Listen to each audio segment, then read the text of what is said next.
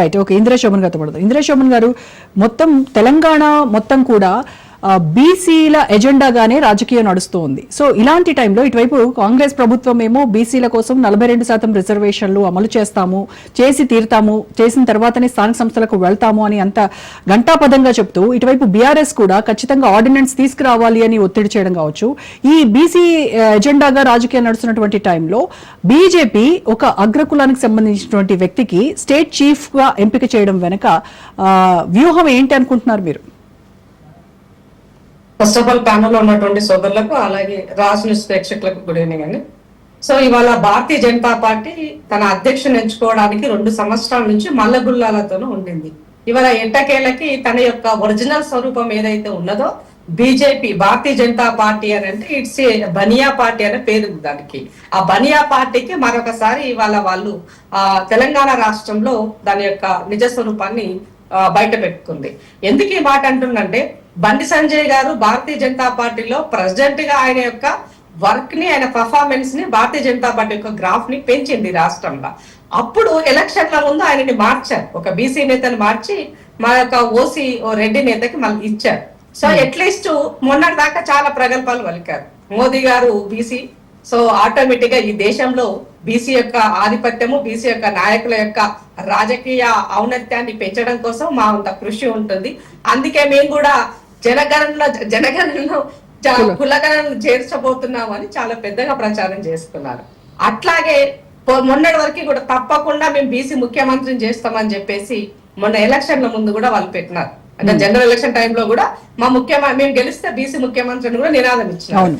But ఇవాళ పార్టీకి సంబంధించినటువంటి దాంట్లో బీసీ నేతకి ఇవ్వాలంటే వాళ్ళు ఎవరికైనా చెయ్యొచ్చు. సరే, పాత కొత్త అని 2గా వాళ్ళు అనుకున్నట్లయితే, పాత తరానికి సంబంధించినటువంటి బీసీ నాయకులు కూడా ఉన్నారు కదా. ఓబీసీ మోర్చగా చేసినటువంటి లక్ష్మణ్ గారు కూడా ఉన్నారు వాళ్ళ దాంట్లో. ఇంకా చెప్పాలనుకుంటే రాజాసింగ్ కూడా ఒక బీసీ నేతగా ఉన్నాడు.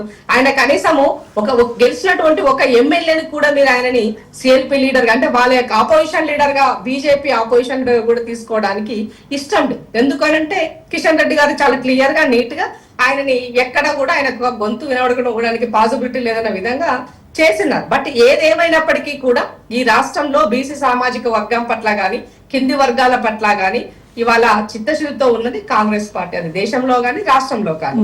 ఇవాళ రామచంద్రరావు గారిని ప్రెసిడెంట్ గా ఎన్నుకున్నారు అని అంటే మనకు ఒక సింపుల్ ఒక ఇండికేషన్ ఇచ్చారు వాళ్ళు. రేపు రాబోయే రోజుల్లో బీఆర్ఎస్ బీజేపీ 2 కలిసి పొత్తులో పోతున్నాయని చాలా క్లారిటీ మెసేజ్ ఇచ్చారు. థ్యాంక్ యూ అన అల్టిమేట్ గా రాబోయే రోజుల్లో కాంగ్రెస్ పార్టీ సింగిల్ గా సింహం లాగా ఈ ప్రజల ముందుకు రాబోతుంది మరొకసారి అని ఈ సందర్భంగా తెలియజేస్తున్నాను నేను. అంటే ఇప్పుడు రామచంద్ర గారికి ఎందుకు ఇచ్చిరన్నది నా ప్రశ్న కాదు.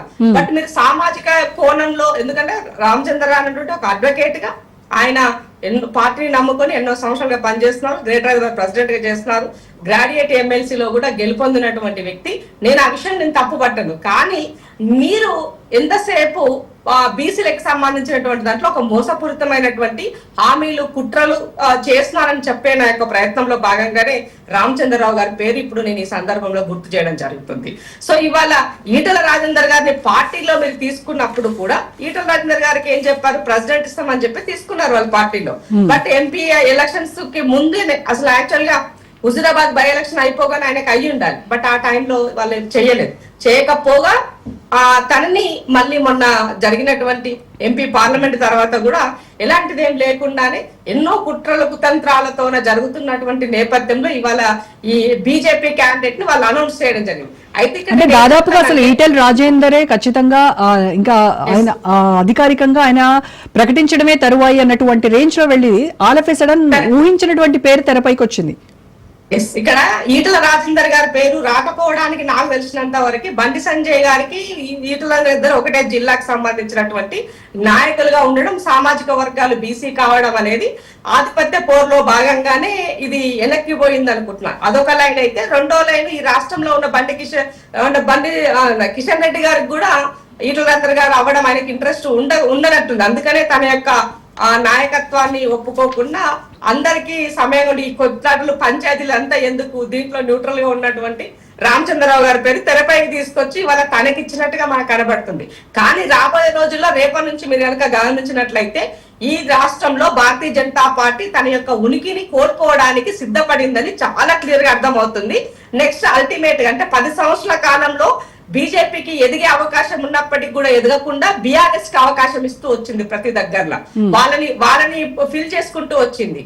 సో ఇవాళ చివరికి బీఆర్ఎస్ ఓడిపోయినాక కూడా బీజేపీ సెకండ్ పొజిషన్ కి వస్తుందేమని కార్యకర్తలు, లీడర్లు వాళ్ళు ఎంతోగానో ఆశపడ్డ వాళ్ళందరి యొక్క నీళ్లు చల్లి ఇవాళ మాలాంటి వాళ్ళందరికీ కూడా ఒక పెద్ద అస్త్రాన్ని వాళ్ళు ఇచ్చారు మాట్లాడడం కోసం. అంటే బీసీకి ఇవ్వకపోవడం వల్ల వచ్చేటువంటి వాళ్ళు ఎదుర్కోబోయేటువంటి పరిణామాలు కావచ్చు, ఇవన్నీ బీజేపీ ఊహించలేదంటారా?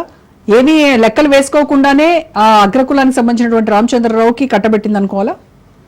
ఇప్పుడు ఒక విషయం తెలియజేస్తాను మీకు.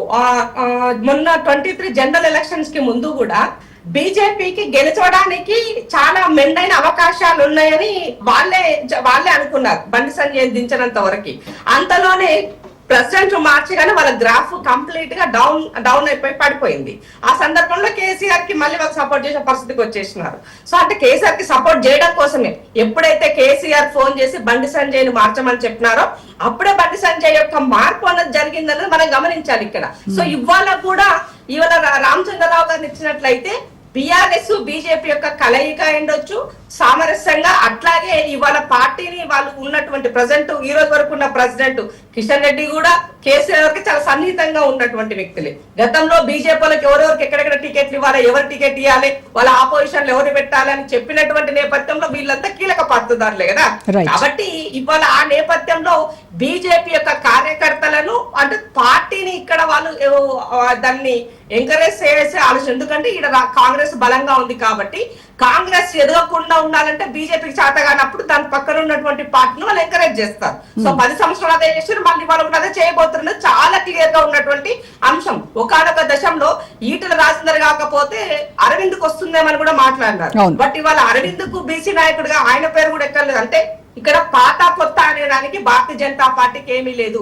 వాళ్ళు చాలా క్లారిటీగా ఉన్నారు, అధికారమే పరమావధి అనే విధంగా ఉన్నారు. కానీ తెలంగాణ రాష్ట్రానికి వచ్చేసరికి మాత్రం వాళ్ళ పప్పులు, వాళ్ళ ఈక్వేషన్స్, వాళ్ళకి తెలంగాణ ప్రజల యొక్క కెమిస్ట్రీ వాళ్ళకి అర్థం అయితలేదు. కేంద్రంలో ఉన్నటువంటి వాళ్ళకి వాళ్ళ కెమిస్ట్రీ అర్థం కావట్లేదు. సో ఒక కన్ఫ్యూజన్ లో ఉన్నారంటారు. ఎస్, ఇక్కడ బీఆర్ఎస్ ని ఎంతసేపటికి కేసీఆర్ చాలా బ్రహ్మాండంగా చేయగలుగుతాడు, కేసీఆర్ మమ్మల్ని వాళ్ళని ఇద్దరు చూసుకోగలుగుతాడని వాళ్ళు అనుకుంటున్నారు. అందుకనే అదే లైన్ లోనే మూవ్ అవుతూ ఇవాళ బీసీల యొక్క ఉనికిని ఈ రాష్ట్రంలో ఉన్నటువంటి బీసీల గురించి, దేశంలో బీసీల గురించి మాట్లాడే రైతికాకు భారతీయ జనతా పార్టీ కోల్పోయిందని స్పష్టంగా చెప్తున్నాను. రేవంత్ రెడ్డి గారు చాలా క్లియర్ గా క్లారిటీగా ఇవాళ బీసీల కోసము స్థానిక సంస్థల నుంచి ఇవాళ ఎమ్మెల్యే స్థాయి వరకు రేపు వచ్చే 33% ఉమెన్ రిజర్వేషన్ వరకు కూడా మహిళలకి, బీసీలకి పెద్దపీట వేయాలని కాంగ్రెస్ పార్టీ అనుకుంటుంది. రాహుల్ గాంధీ గారి నాయకత్వంలో 100% ఇది కాంగ్రెస్ తోనే సాధ్యమవుతుంది. మరోసారి ప్రూవ్ అయింది.